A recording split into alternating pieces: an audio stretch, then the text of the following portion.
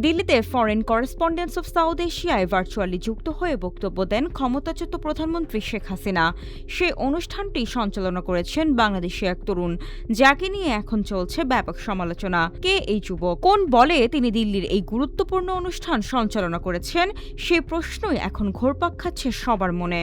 সাতক্ষীরায় জন্ম নেওয়া সেই তরুণের নাম আবু ওবায়দা অরিন। তিনিই মূলত সঞ্চালনা করেছেন দিল্লির সেই অনুষ্ঠান।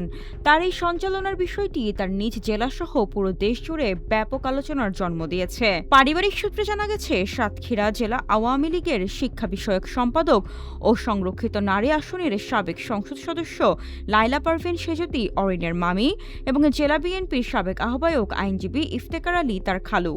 অরিন সাতক্ষীরা সরকারি বালক উচ্চ বিদ্যালয়ে পঞ্চম শ্রেণী থেকে ষষ্ঠ শ্রেণীতে উত্তীর্ণ হওয়ার পর থেকে ভারতে পড়াশোনা করছেন। এ কারণে স্থানীয় বাসিন্দাদের অনেকেই তার বিষয়ে তেমন কিছু জানেন না। অরিনের বাবা আবু সোয়েবেবেল বলেন, অরিন ভারতের দিল্লিতে পড়াশোনা করে। সে আওয়ামী লীগের সঙ্গে সম্পৃক্ত হয়ে পড়েছে। আমরা এর কিছুই জানি না।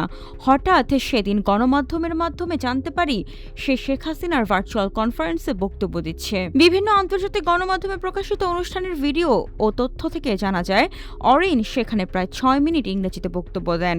বক্তব্যে তিনি শেখ হাসিনা ও তার সরকারের বিভিন্ন কর্মকাণ্ডের প্রশংসা করেন।